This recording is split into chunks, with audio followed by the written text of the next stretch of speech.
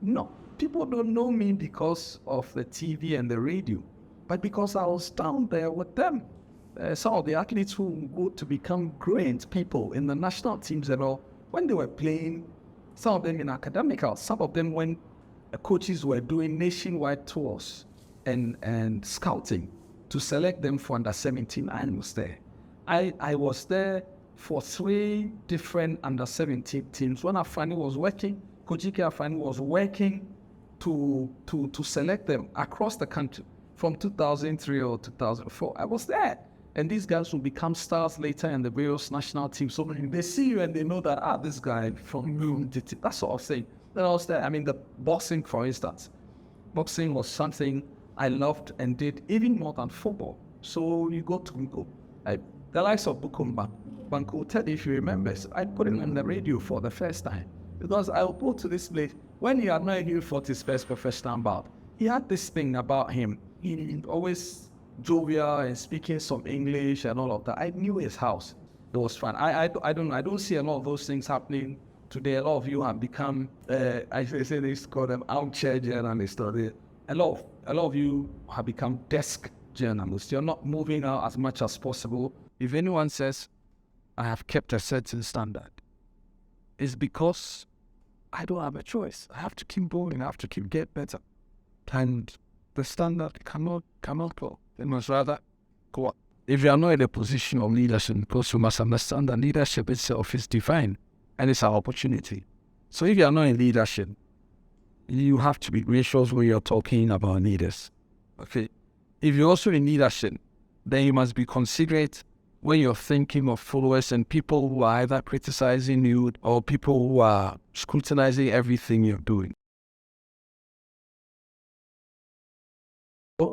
Yeah. Okay. Thank you for joining us. It means a lot to have you here. Thank you. Grew up watching you on TV. So first of all, I'm going to ask you this. Do you still consider yourself as a sports journalist? Come on. Once a journalist, always a journalist. And when I started out, I wasn't a journalist because I wasn't trained formally. So I used to call myself. That's what to ourselves. Until I went to journalism school, so I had the opportunity to study MGIJ. I got an Institute of Journalism. I did a diploma. I did a degree. So yes, once a journalist, we never stop being a journalist. I still write. I haven't done TV and radio regularly in a long time, but it doesn't take anything away from the fact that I'm a journalist, trained artist, many years. So yes, I am still a journalist, even though my portfolio goal now will be an entrepreneur trying to build business.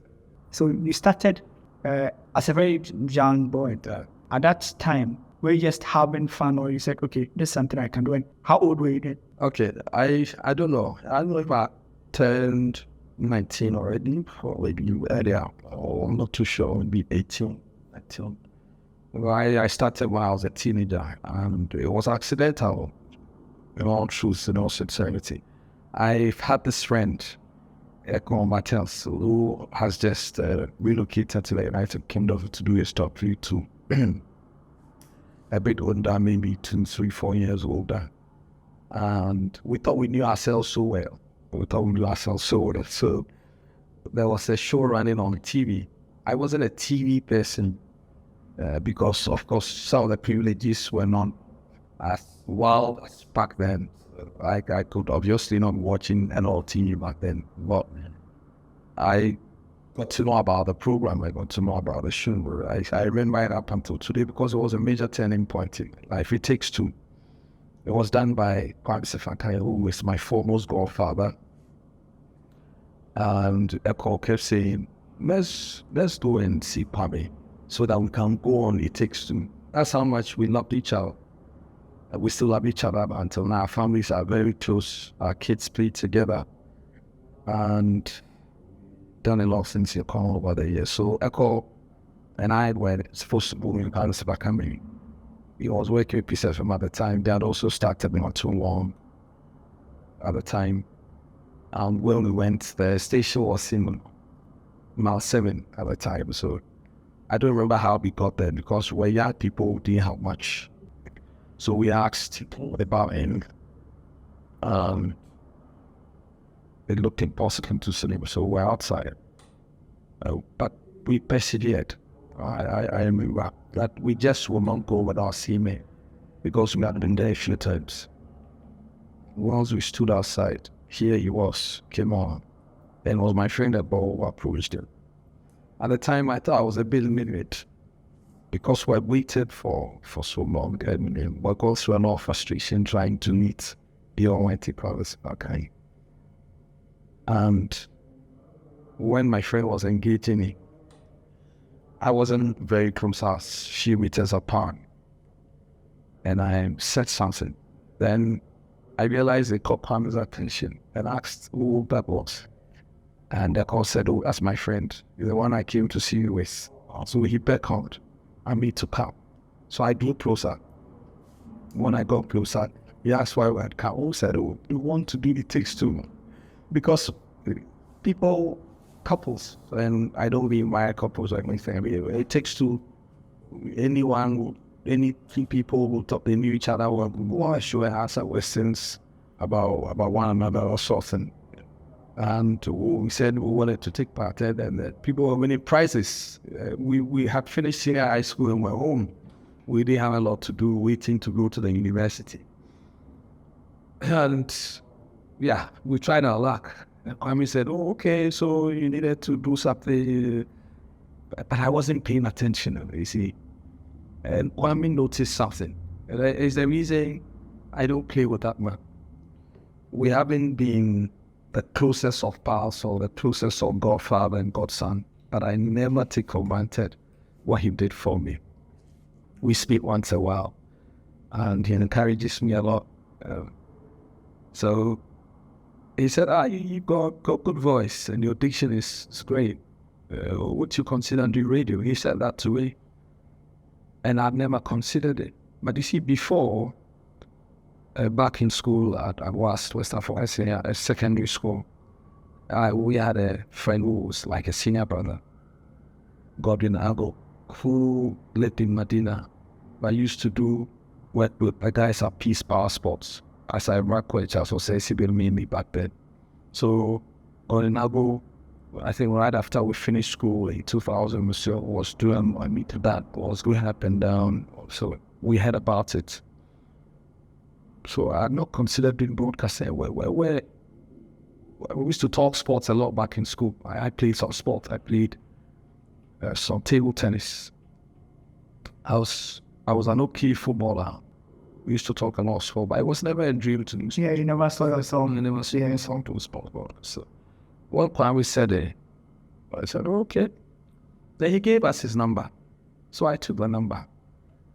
Both of us took it. We got back, called him up, and he asked us to start. He was so generous to us, very kind on the phone.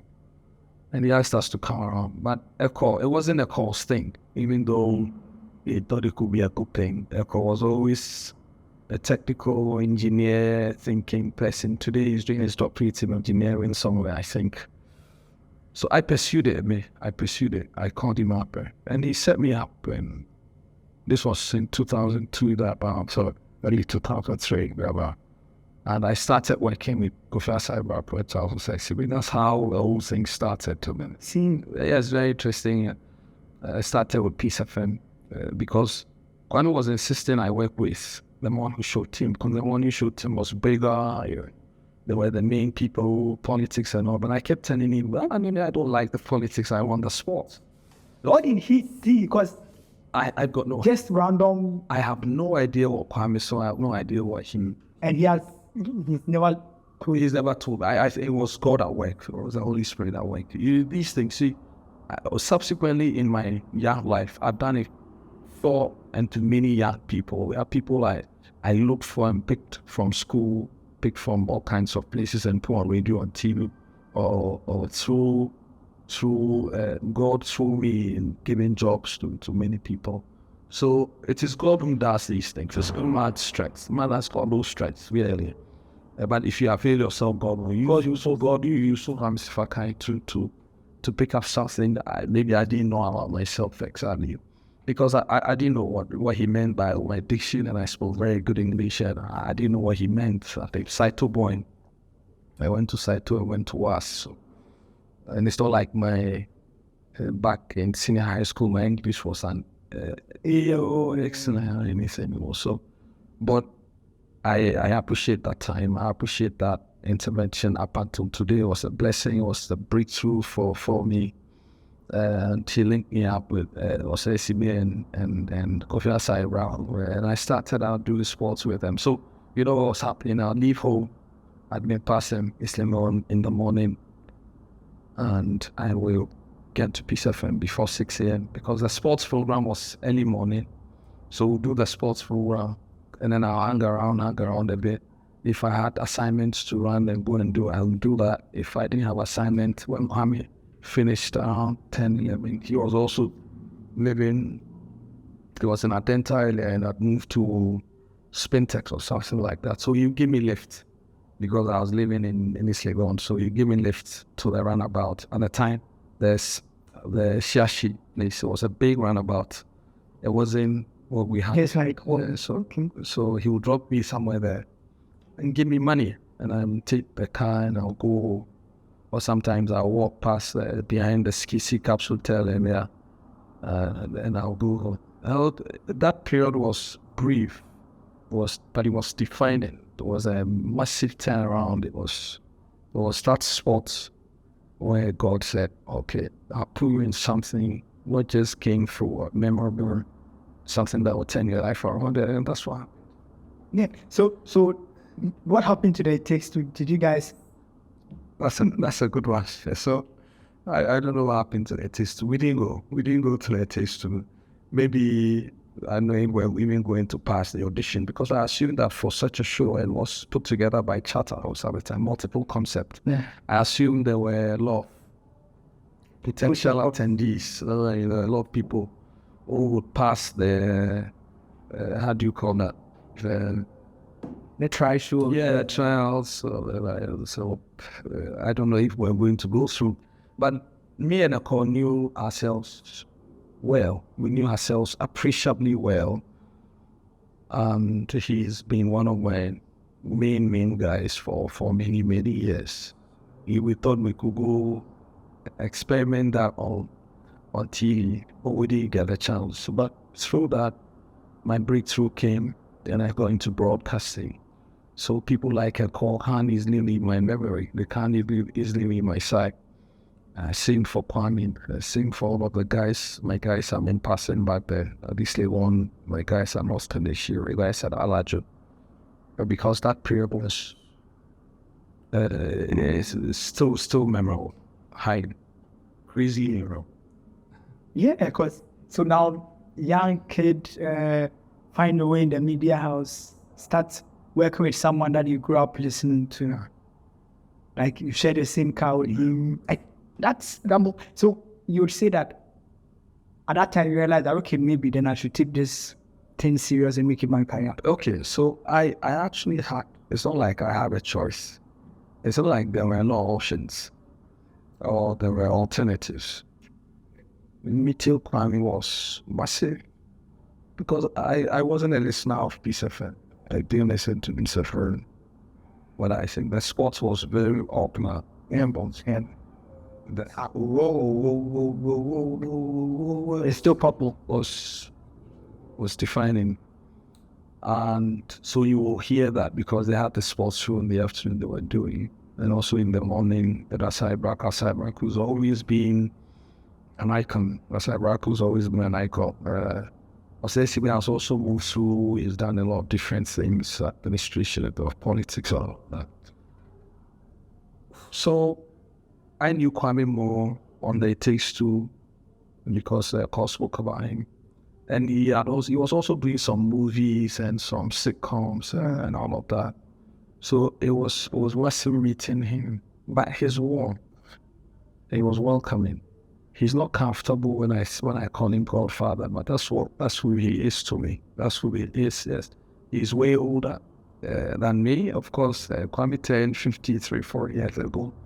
I celebrated it as though it was my father who was celebrating 50. He's been around, he's been generous.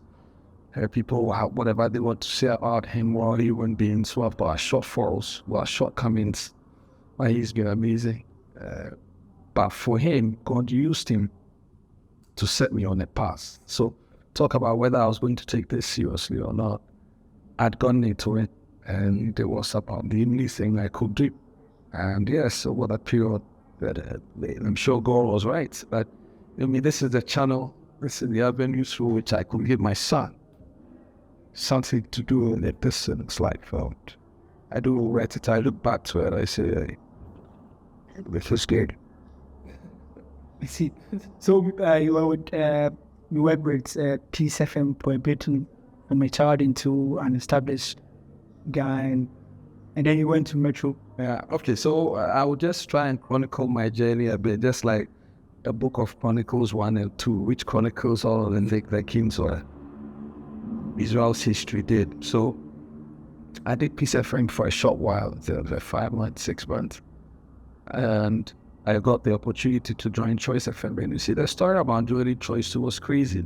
I'll try and summarize it. Here I was, I'd attended a game at Sports Stadium. Liberty Asante Contable. So that game was some of them played as some of that where they look. But one of the things I felt and with him, I still have him about that till today. Because I watched him in that game, and that gave me down to alter. So here I was, got to the stadium early. Because back then, to get to the stadium, you needed to have a card, a media card, something, a Peace FM wall, sojourners of some sort. You want to do a card for you, you're not employed to wear stringers of some sort, not exactly recognized by the business. And remotely, yes, but not the business has nothing to do with you directly. So you can only be around the premise, be around the business, be around the studio if your bosses were around. If they weren't, you had no business plan then. That was how strict things were. We are still not going out of this cruise to go through radio stations, and private media was still crawling at the time. They were still crawling. I'm talking just the turn of the millennium, so you can imagine. And presidency had changed for someone who had been on for 19 years, Jerry Rollins. So there were a lot of things about being around the radio station if you didn't have any business. So yes, so you leave and all of that. So I went to the stadium to cover that game, and been assigned by Gideon Apple to Assign Bracco, but and assigned by Assign Bracco and LCCW. So I went to the stadium, and here I met Kudu I'm doing some TV, and I wasn't a radio person, but once in a while you see stuff on TV. The Kudu had worked at Choice FM. I had a friend at Choice. That day I met Kudu and Eva Archery, two people who go on to be like godmother, godfather in different capacities. And I never forget that because they were good to me as well. So, yeah, it was for Kudu at the stadium. He asked me to come and sit with him. This is before the stadium was demolished and restructured for the Africa Cup of Nations. So the media people, we had a place we sat. It was not covered anyway. So we sat there and Kudu tried to engage him. Eva was not the speaking type, so it was people I spoke to when I asked what I was doing. So after the conversation was like, the way you speak, everything, what are you doing at Peace FM? I said, that's where I work. I'm there doing, I'm a stranger. I said, okay, I'll give you a number, call the number, follow up and see. So he gave me Kwame and his number. Of all my godfathers, of all my trainers, Mr. Fons, Kwame is the boss. He trained me. A lot of the things I know today, credit to him. Fortitude, perseverance, strength, ingenuity, creativity, pep, Kwame Crane. And it's always a joy when I have to speak to him. Throughout my phone, there's only one person who is saved boss. B in both SS in caps. And it's Kwame Crane. I love him because it is so much fun. So I called up Kwame. I went to see him in Choice, opposite Accra Girls. Then Kwame is like, oh yeah, so producer says, Kwame, so what can you do?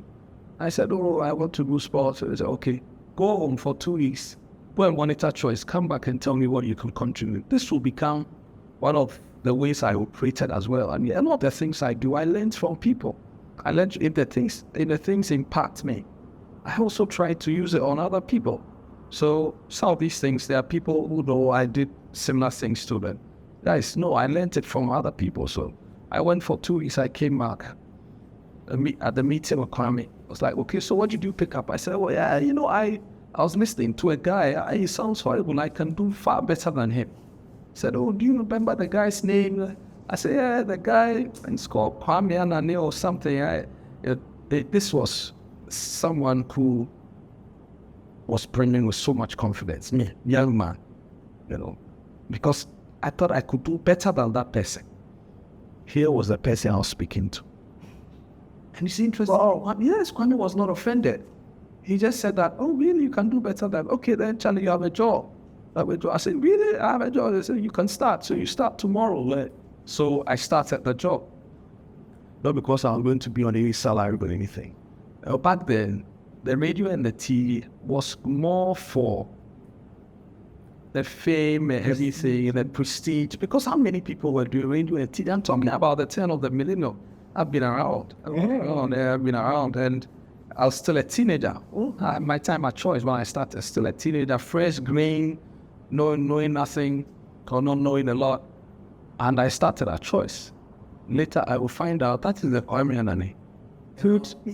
Had no idea. I didn't know you were like one.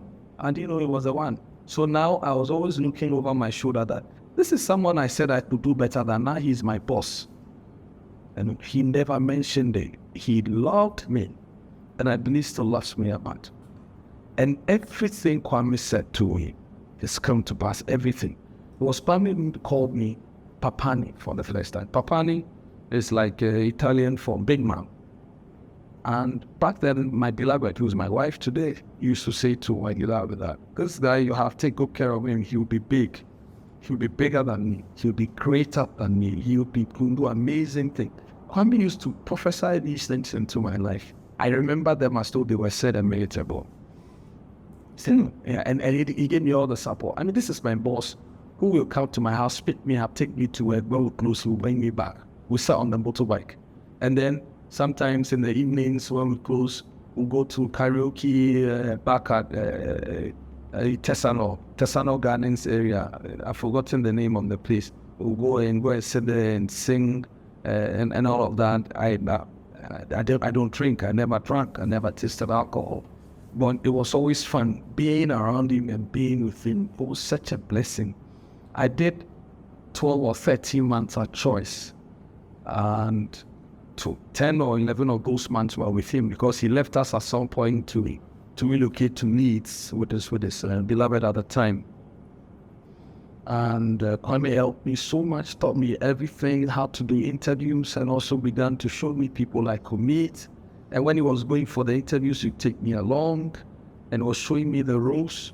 I did all of this for younger people I pick up to work with over the years. So any of these young people who keep saying, oh, thank you, boss, will you take us everywhere? Because I benefited from that from other people. From Kwame Sefakai, from Kofi Asaiman, from Charles Osei, from Kwame Anane, from Safwa the President, may the Lord keep his soul, from Ichiban, from Bosunfu, and many people, Tala, Fata, Fadi, Fata. We'll get into all of that, but this was how my beginning was so weird, so upset. And whilst we were doing all of this, it was time to go to school, to go to the university. Now I was so immersed in this sports thing that university could wait. It was one of the moments I began to have problems to my grandmother because the broadcasting thing was taking us nowhere, man. Everyone thought that because who did broadcasting back then and became a wealthy person? And became, people know that, it's just like the people who were doing acting. No, it's just the acting. You do acting, but people were not making money. And the parents who thought oh, this thing is taking you nowhere. I was go to school and find a proper job. And back then, the proper job was to work in the bank or something. Broadcasting was No, come on. Broadcasting was not. Yeah, it was prestigious. It was such a privilege to be on the radio or on the TV. But there were no guarantees, man. Not even the actors were very popular, were known. It's just like music. When I was growing up here in East Legon and down Bloomgate area or Bradford and the rest were coming, they were doing the music because they loved it. It wasn't because the music is what will bring you your $1 million or something life-changing. I don't know. But over the years, these industries have developed, and now you can live a decent life doing media or journalism and all of these things we're all trying to do. See, and even as we still look at the media and feel like perhaps we can still go. Yeah. And just in this moment, I begin to appreciate where we are now. Because if then speaking on radio and TV was not a job that your mom will look at you and say, now you are doing something. No, I'm telling you, it was... They never consider that you are working. No, it was, what are you doing? Because we're doing it almost for free, and I'll tell you, and this is a fact, for every media person who is that media over the years, and even for you young people, what do you realize that your first 1, 2, 3 years, you almost do it for free. I mean, no one picks you from school and says, I'll give you 20,000 cedis to do media for me. No one does that, man. And I thank God for the opportunity to learn some of these lessons very early. And they told me right from the beginning that, Papa, this job, may not go get money unless you stay inside chair. 3 years they go. They said, Papa, your first 3 years you'll be doing Saraka. And my boss, Kwame, always had a way of talking, and we all learned it. This was Kwame. I worked at the Apofa. I worked with Robert Lamte, and all of these top guys. Worked with people from Paul, and I learned a lot. Ibrahim Sanida and the rest. So he imparted some of those experiences and the knowledge that you almost always do some of these things for free from the beginning, but we will pick up with time. So you've got to stay consistent and build yourself. In fact, when you start this, and I'm sure you've been doing it for a while, maybe when you started, no one knew you. Because even if you go to places, you have to introduce yourself. But you do it after a while, and then now, in fact, people call you to be at places, and you don't have to introduce yourself, etc., etc. So that's how the journey is. And it's not just sports journalism or journalism in general or acting. It's in every industry. You see, the principle of time, staying consistent and building something for yourself so that now your work speaks for you rather than anything. So you don't expect. So that's why when I find that many young people start something now and they want to see work right now, and it's just not possible. The principles have not changed. The things in the world have not changed. People say, the world has changed a lot. I'm telling you, the bases are the same. They are the same. Consistency, staying true to the course, working hard. These things you require. Otherwise, if you're doing anything else and you're getting the results and you're not being sincere, you're not being truthful. Okay, so it's just like media. I'm not sure, I don't know how many years you've been in media, but I'm not sure after your first year, people could even call you by name. No, not necessarily. You have to, you need some time. Then you are consistently moving to people. And then back then our time, media is not what it is today where you say, social media and all of that. No, you have to build relationships with people personally. So you've got to be going to the newsmakers. So back then there was the newsmaker cachet or what they were called. So there were people who made the news. So if you could speak to them, then it's not, today someone could sit in their corner and record something, and then that could also be good content. But back then, you needed to be friends. You needed to have a strong network. So I remember many, many years ago, my time at Multimedia, when we used to do a review of what my team members could do and their achievement and all of that. One of the key things in there was, your networking. Who do you know? So that if something breaks today, can you call? Can you pick the phone and call the FA president and we answer your call? Can you call the sports minister? He will answer. Can you call the president of Ghana? And he will accept to speak to you. Those were currencies at the time. I think they still will be very big today. They still be very big today, but back then you were required to go to these people personally, because the only way you could be heard and seen was regular TV and regular radio. There was no YouTube, Instagram. All these things were not there. So if you don't go to the people personally and get the opportunity now to sit on radio and TV for everyone to see you, to consolidate the personal relationships you're building with people, then it means you're not doing much. And so we've come a long way, but those were big opportunities for us. So anytime you met someone and you could say that you knew this person, it was divine. It was such a privilege. Over the period, we had the opportunity to meet a lot of people. I mean, I met someone like Jordan very early. I'm sure 7 years after winning the Ballon d'Or, it's been 28 years. Yeah, he won the Ballon d'Or as the only African recipient. Up to now, no one is broken that. That's 3 decades. I met him just 7 years on, and this is Jordan, who was the biggest on the continent, the biggest in the world. I played for Milan, the biggest club in the world, and all that.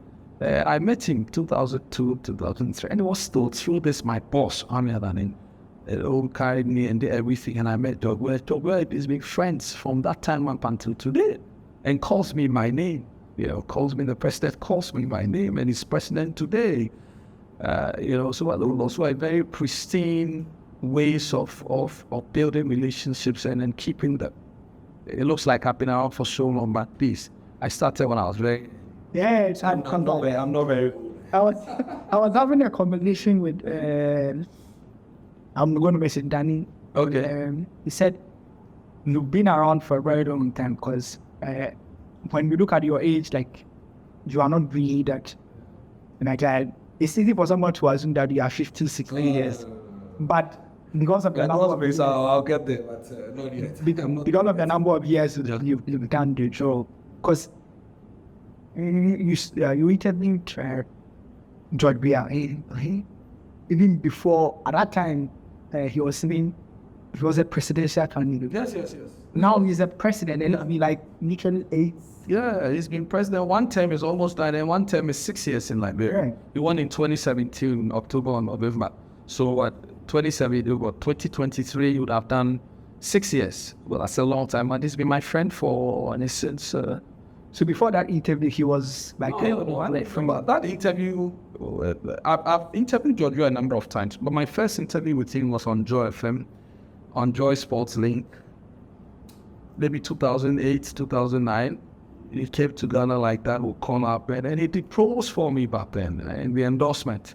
And he would sit on my show for 2 hours. This was a George who could not easily be located and found, but he made time for me.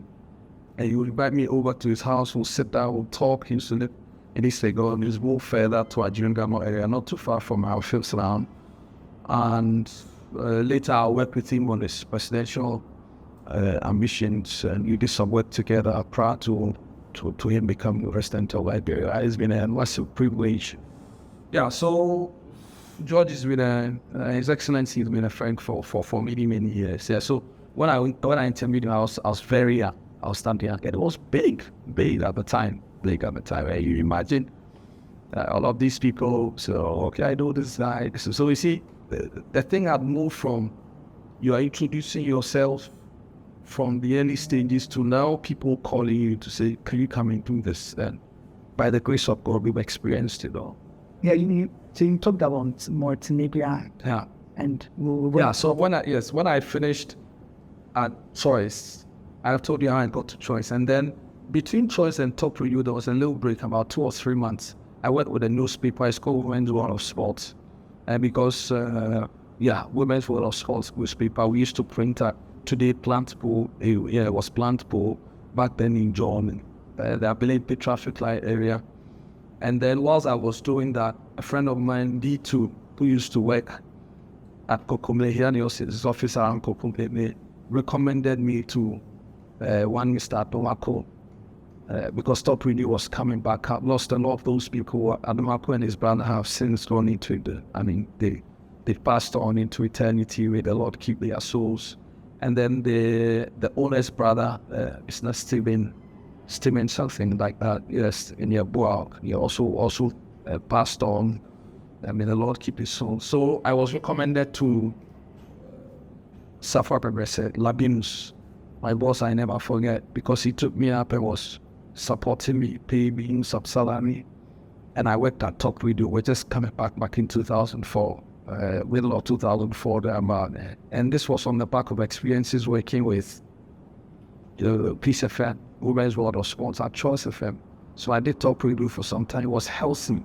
My time at Top Radio was very good, even though Choice, there was the opportunity to lead a bit, but at Top, and gotten into the leadership thing. So back in 2004, early 2005, I was a leader, leading a team of people doing sports.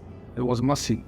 My good friend, Narajima, who coached Oko United, or who later coached Oko United and all of that. Narajima primarily recommended me to Wankra, who took me to Joy FM, and it was great. I never forget what Narajima did for me. High up to Wankra, saw me casually. He had come to, he's an international person. He's British. I don't believe that's the right expression. He's Brit, so he's English. So born there, grew up there. He was the way I was doing the BBC was such a delight, because I lived in East Legon at some point. He lived down there in Newgate, and he was an icon for us. His brother was also a big icon. He was in Legon, SRC president or leader, one of those, and had a big mobile advert. It was everywhere. These are people we looked up to. It was such a delight seeing them, and would come to my area and his golf, and it was such a dream. Also, when came to Choice back then, because he also did Choice at some point. I was at Choice when he came to launch a magazine with Verakwa Coffee back then. I did an interview with him. It was such a dream. And I still relish that opportunity to, anytime I have to speak to Yao, it's always nice. You see, God will honor Yao in my life so much, and I'll tell you more about him in a bit. God will honor Yao in my life so much that now my daughter, my only daughter, will be born on the same day I was born, 2nd August. It tells you how honorable Yao is in my life. And the story of Yao is very simple. So he came to Choice back then. I interviewed him, and then fast forward 2 or so years later, and an Ajman recommends me. It was at a game at the stadium. He calls me up, said, "Would you like to join?" I said, "I don't mind." He had come to Ghana to manage sports on Joy FM again. He had done it, left, came back, and then he put me on the team. And he was supporting me greatly. He would give me money, give me opportunities. And he was my backbone, supporting me. I remember when I joined, the same week, by Saturday morning, he put me on the radio to do 10 minutes, highlight something on Joy Sports Link. It was crazy. It was crazy because, yes, I'd been on Peace FM, I'd been on Choice, I'd been on Call Up Radio. No, but Joy FM wasn't. Joy is joy. Joy is joy. Joy, joy is joy. And it was just after, at the time, the show Sports Link was done right after Newsfile. Yeah, Newsfile would become bigger even later. But right after, here I was. And they said, do this. And you see, back then, internet was not as available as it is now. So this internet was very big at the time. I assume that over the period, their business have had to metamorphose into other things. But you needed to go to the internet cafe to get information. So I would ask him to go and give me money. I'll go to this internet early in the morning, Saturday, that first Saturday, sat there, got some information. And then put me on the radio. My word, that was a massive turning point in my life as well that day, that Saturday morning. By the time I got off the radio after 10 minutes, my phone, it went shut because the calls and the messages, there was no WhatsApp at the time. There was no WhatsApp, so it was purely text messages and phone calls. Ooh, la la la la la. When I got out, hundreds of calls, hundreds of messages of people who had me on Joy FM. Like, my man, you hit, man. You hit. I said, I didn't know what was happening to me, but that was the beginning. To the point that I tell you a brief story. The Monday, because I was a stringer there as well from the beginning. So I wasn't allowed to be around all the time. So saying the reception, any morning we came Monday to Friday. When we finished the job in the sports center, we had to sit outside and then, we'll assign us and then we'll go. And then the Monday I was there in the reception in the corner, and I came to call me that because I'd seen a man who came in wearing a white apparel, looking a bit plumpy, and then walked in. And then after some time, came to call me and said someone wanted to see me. So I went in, and here was a newsroom. See, at the time the newsroom was, if you say something is star-studded. Yeah, everybody's there. Like some Real Madrid or AC Milan back then. Time. Some Asante or had to work of the 2000s. Everybody was there. Kofius, Matoda, Santi, Teresa Shuen, Akwesi Safon, Komatumo, Stan Dube. Name them, Sonny Decker. Listen, this was the newsroom. Yampo Fankra, everybody. And the newsroom was the epicenter of everything multimedia. And we called there. And here was a man saying, I listened to a voice at the weekend. It was refreshing. It was amazing. The guy's diction, the guy's oratory skill, the guy's delivery on point. I didn't know I was the one. And he said, it was on the show. Who was that? And I said, that's the young one. And I easily get emotional that day. So I got the endorsement of management. It was Kanashibe, who was the general manager at the time, who said all these things. And Ken fell in love with me deeply. And that was it. And then I began to get some recognition. And then now in the newsroom, and then the whole company, so the process of my regularization was sped up a bit, and then I became a part of the team. But everything, credit Yao holding me the opportunity and helped me. Yao was giving me dollars back then. I say these things all the time, and so because also of some of the people I've experienced when I have to do things for young people, I don't think, because I don't worry about it. If I have it, I'll do it, because the people have done things for me. God has used people to bless me in diverse ways I can't say thank you. And I was doing it for me. So that was the story of my Joy Effect. And I stayed there for a long time. By the grace of God, I rose through very quickly because I came on the back of some good experience, some good exposure. And I know God to do something. I changed a lot. I changed a lot of things back then, because when I went to join, there was Carl, there was Yao, or Carl came later, there was Yao, there was Eloy Amandi, there was Ochui. These are my bosses, my big brothers, my big sisters, older as well in age and everything, and they all helped me. But when I got the opportunity to showcase what I could do, it was like a tsunami. And then within a few months, here was Ernest at the top, at the pinnacle, running things. And I remember because Jules, that's a Maverick, that's my Maverick. I used to call me Maverick. And I won the admiration of many, many people across the length and the breadth of the business. Of course, you have opposition as well. You have people who don't like you as well. But I always love that, because it has a way of reminding me, has a way of keeping my feet on the ground, it has a way of keeping me abased and reminding me that I got to keep growing. But over the years, I've had the privilege of dealing with people who build businesses, build things. So I've always been a builder by the grace of God. We built it at church, built it at Top Radio, built it at multimedia. I mean, the traces are there, the record is there. Those are very difficult shoes to wear. Yeah, and at that time, you were not like, maybe you will be 25 or even younger than that. You walk into an industry, like a space where it's for big people. Yeah, big people. Multimedia is the real galacticals and real top. And you show up and say, what was the secret? Like, how were you able to say, I am here to dominate? I don't know. First, it is God. And everything is God, because I was never the most qualified. I have never been the most qualified. I've never been the most revered. I have never been the most talented, the most skilled. But I have always been favored. God has always had mercy with me, showed me incredible amounts of mercy. I can't easily fathom. And for me, it's not about how skilled I am. Of course, I mean, over the period, we try to do our bit.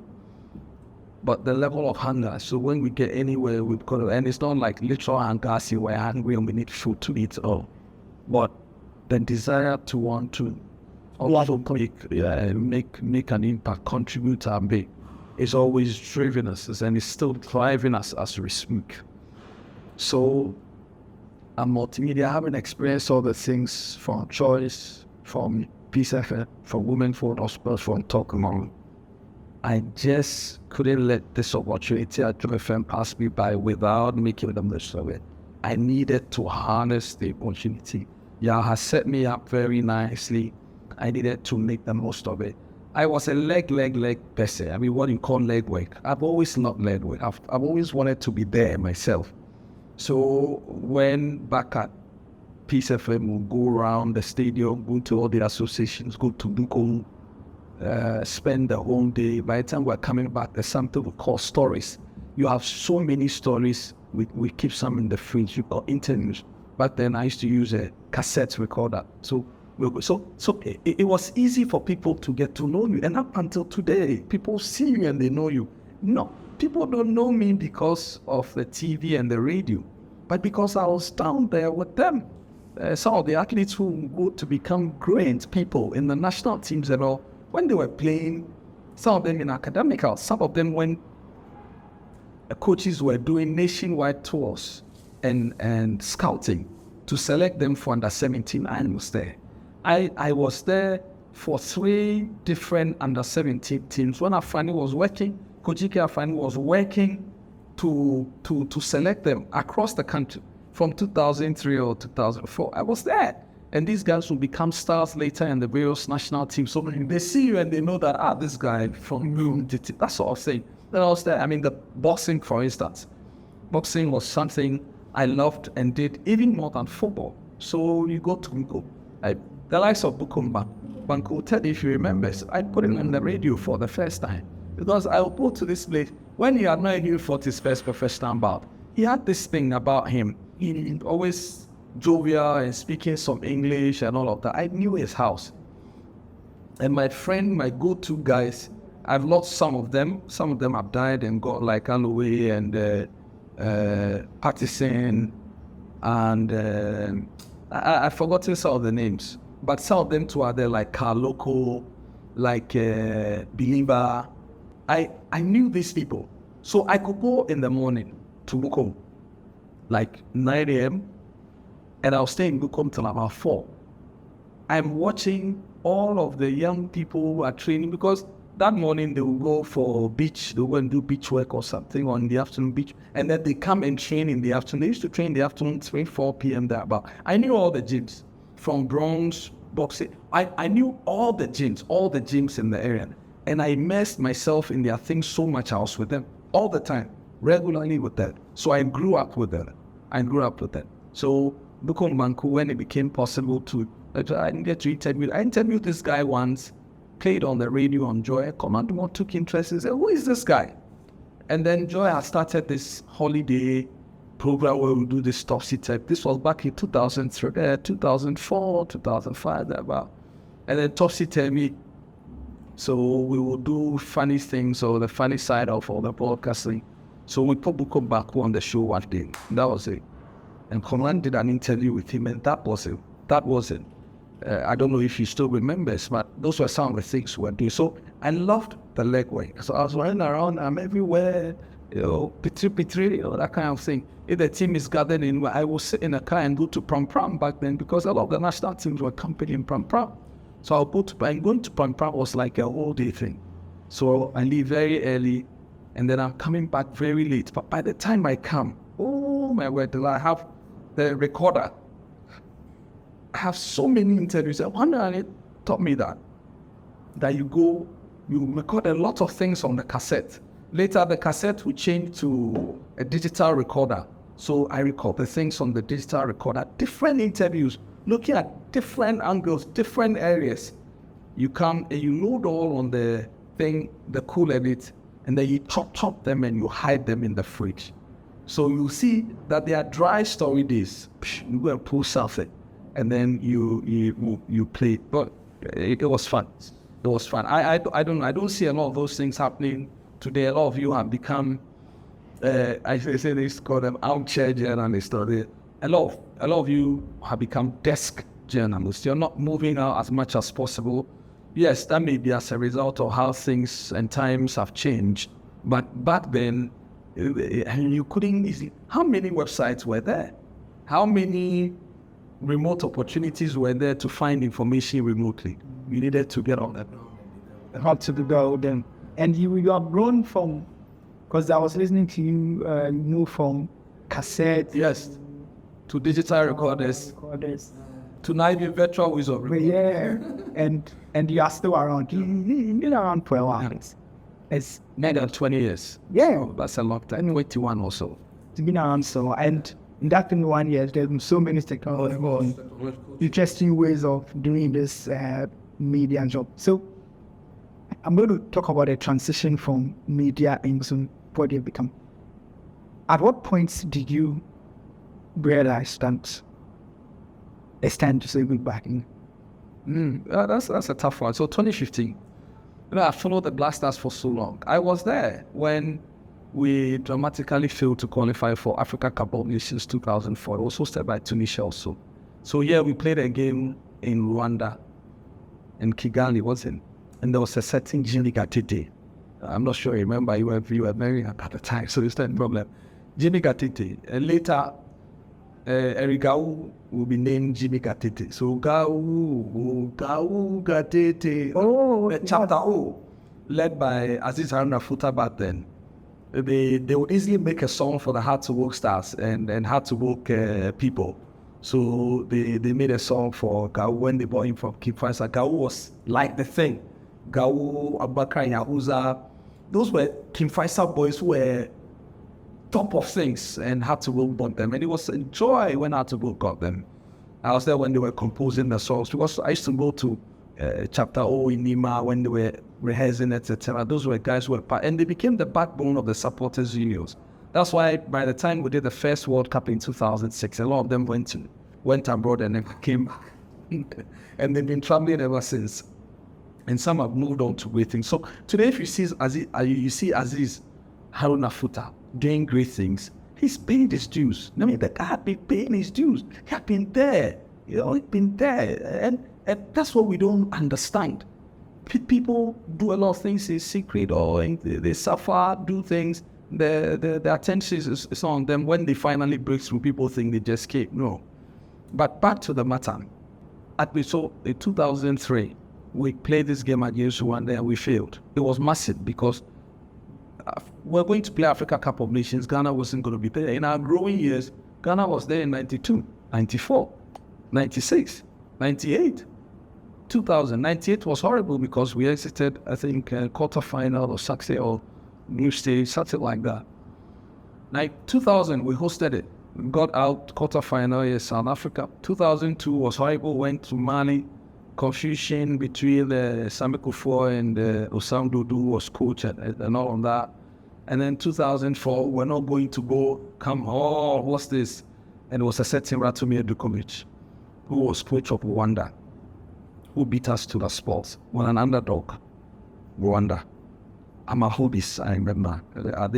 Because back then, we also used to learn by heart the nicknames of the African teams because they were nice. The African national Carthage Eagles, Atlas Lions, Amavubis, Chipolopolo, name them. Black Stars. Yeah, so we used to learn these things. Elephants, lions, teranga. Oh yeah. We used to learn these things by heart. So when we failed, it was massive. We're going to stay out for 2 years before another Cup of Nations. Then the process of a new Black Star started. Some of them were fading out. CK Economy and all of those, Atambosi, all of those people were fading, and then new crop were coming, Stephen Appiah and the rest, Michael Essien and John Mensah, they all came through. And then we qualified for the World Cup for the first time, and then we were able to play in the Africa Cup of Nations again in Egypt 2006 with Ratumir Dukovic. It was disappointing because we got kicked out in the first round by Zimbabwe.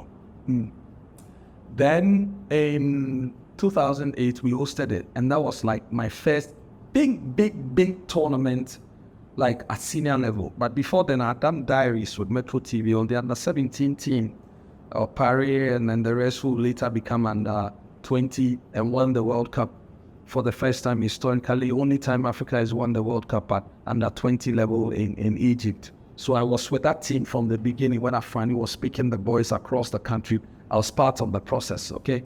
I was covering it, traveling around, following the man. The man took me like a son. He and Osamdudu were not the greatest of friends, but most of them treated me like a son. So I was there back then as well. Then 2008, I did the tournament. Then 2009, we did this one and we won it. And then 2010, we came very close to winning it. Asamoah's stock had risen. He was like the main guy on the continent, everything. After what he did with Ghana, took us all the way to the final against Egypt. An experienced Egypt side, which had to beat us, of course. But no one expected us to get there. The Kabinda issues, and now we lost key players from ASEAN to Muntari to everybody. Yeah. But we still went, we went very far. And then 2012, disappointment again, when we thought our team had gone to the point where we had to win the tournament. We had matured a bit more, we had more experience, etc. We failed in 2012 with Stevanovic. Then 2013, it was like, we started afresh. We got out at 2012, Appiah was appointed. The first time we were having a local coach since 2002, Sandudu. So like after 10 years, we tried all the foreign coaches. Charlie, this is it, we'll try and do something.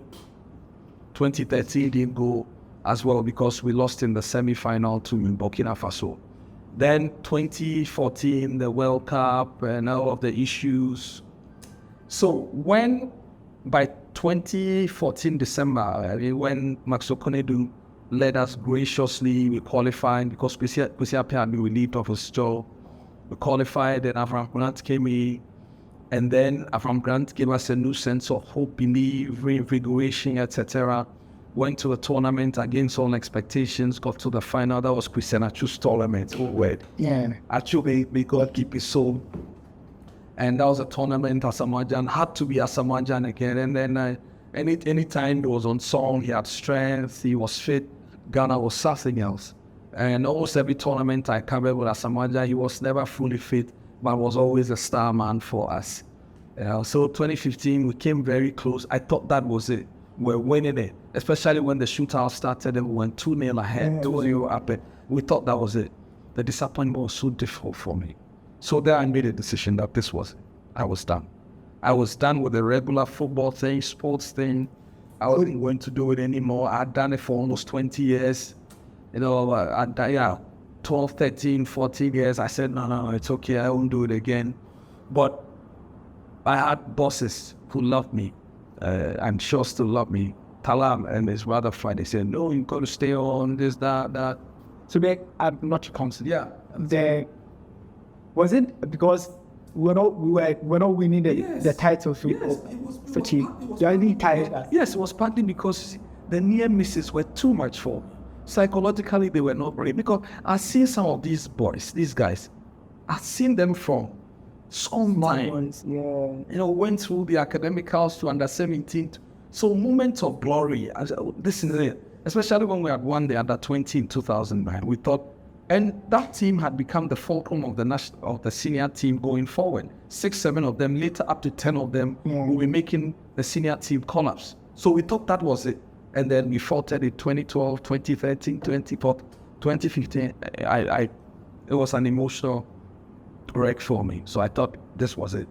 But Alhaji Talal and his brother Fadi encouraged me, so I stayed on a little more. But back then too, I quickly come back to school to try and finish my MBA. My last year in school, I said, I won't be bad to study for a PhD, get a doctorate, and then maybe do something else. It was not to necessarily teach, but you see, I'd always loved this consultancy thing, because all these years of building the experience, the network, the contact, everything, why not channel them into something consultancy in the future? So that thought began to come to mind. Then whilst we were in school, then there was another opportunity to do another Cup of Nations. So I thought this was it. This one, 2017 in Gabon, it was nice. Went through it all until the semi-final. We lost. It was a strange tournament. After that, Abraham had to leave, and the whole lot. And right after the tournament, I said, this was it. No going back. It was 15, 16 years in journalism. That's it. I'm going to school. So I began to look around to try and apply to go to school. It was always a dream to stay in football, but to do some French. I thought I could improve my French when I was younger. I didn't take French as seriously as I should have in primary school. After all, I went to side two. We're hungry and going to school. We didn't teach French. I could not even learn Ga well. How much more French? So I thought if I needed to play internationally, I needed some French. So it was my dream to get universities in France to go to and do my terminal paper. And by the grace of God, I got it done. I got it done through the good people at La Maison, a French school in the University of Ghana. That's why I went to school with them, and they helped me. I got a school to do my terminal degree for a long time. So we catered back in 2017. And then since 2022, last year, I've been trying to reintegrate and find my feet back here in Ghana. And when everyone say, "Oh, doctor, don't tell me." This has been the story. So. Yeah, and you've summed it up a bit very well by saying, like, yes, details. Yeah, so you make a decision to stop something that you've done for almost 2 decades. Like, that's not easy. How are you able to deal with it? How are you able to wake up and say, in as much as the disappointment wait 3 months, the thoughts of making a decision can be there, but when you are doing it, it's a bit different. How are you able to stick to it and say, I'm going all out, and this isn't. I don't. You asked earlier. I don't miss it. I don't miss journalism one bit, because I do in different capacities. By the grace of God, the BAC group has some websites. We have some clients who look after it. So we're still playing in that space. We have radio, TV stations for regularly, so we're still playing in that space. We're a production house as well. We do a lot of production. So there's some media and production that still goes on. But I don't miss it. I don't miss all the radio on the TV. I don't miss it at all. It wasn't a difficult decision. In fact, there were temptations for me not to take up the opportunity to go back to school. Someone offered me a job that no right-thinking person turned down. It was massive. It was the ultimate job. A job that would be a dream to many people. I'm talking about someone who is wealthy in this country offered me a job. And he was surprised I turned the job down. I said, no, I'm going to see. In fact, I will pay part of my fees. In the sense, so he offered to help me pay my fees. He paid a part of it. And because it's expensive to study to that level. So I never forget. I thank him for the help. I believe that as time goes on, we will help in some capacity, because he also has a media.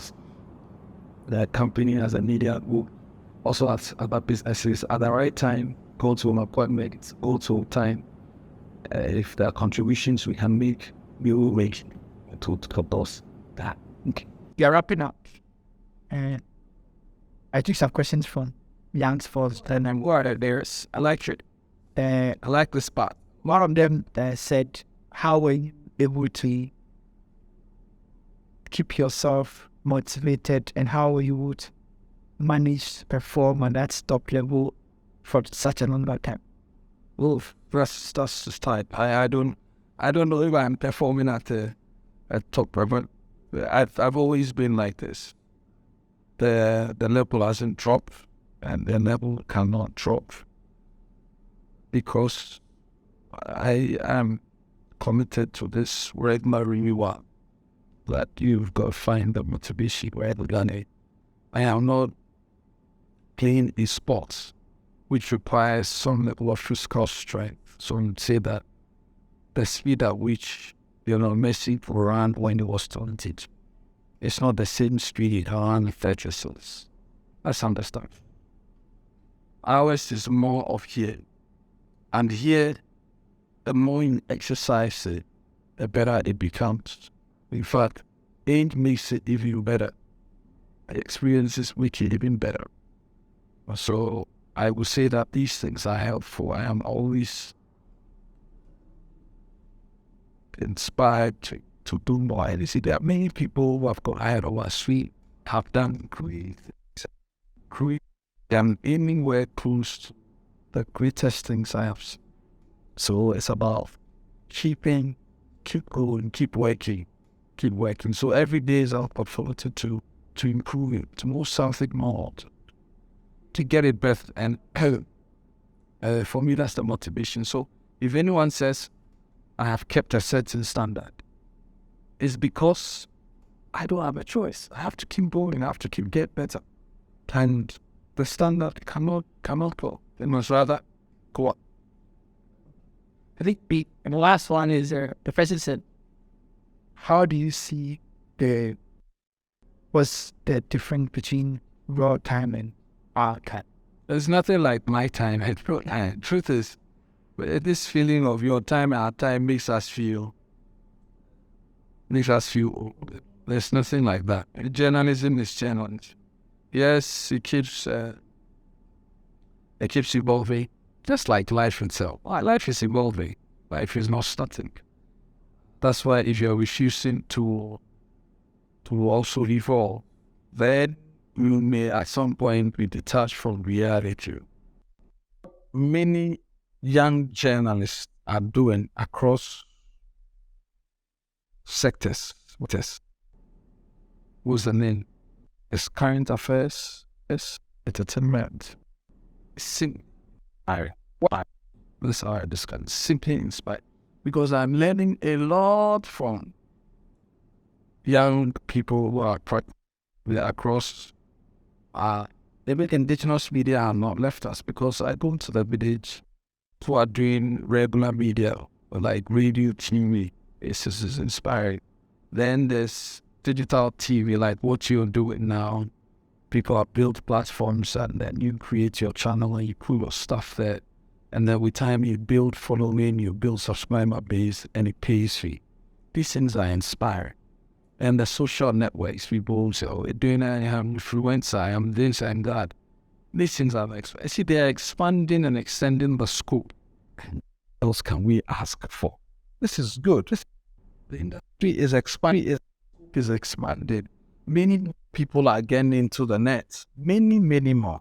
In Ghana, I think for journalism, there are about 17 or so ethics. But for me, the most important of all the ethics, I think, is number 17, is the ethics of responsibility. You know what it says? It says, you should put up the thing before you process it. No one is saying we should use trolls. No one is saying we should be sincere. Let's be a bit more responsible. More responsibility. For me, more responsibility. If you are not in a position of leadership, because you must understand that leadership itself is divine and it's our opportunity. So if you are not in leadership, you have to be gracious when you're talking about leaders. Okay. If you're also in leadership, then you must be considerate when you're thinking of followers and people who are either criticizing you or people who are scrutinizing everything you're doing. So, is that again, it's that pool. We're all in there. What we make of the pool, what we create it to be, we all. Because someone may be inside the pool, some people may be submerging some, but it's still the same pool. So in the same garden, our individual activities will continually contribute to what the Ghana we want. We want to deepen a Ghana that's what or that's getting what. And that will be conducive, will be encouraging, inspiring, full of innovations, creativity, problem solving, results driven, optimal performance. We can do that as well, but it all depends on us. Yes, leadership has a big role to play, but society and the makeup of the people were more than leadership, so that we also can lead leadership. That in we're all coming together and saying, tell me this is how I should vote. And the leaders will not have a field day because we put them there to lead us in a certain way. And if you're a journalist, you're practicing, whether you're a sports journalist or whatever, you're a leader in your field. So lead the way you expect others to lead in their various fields and follow that.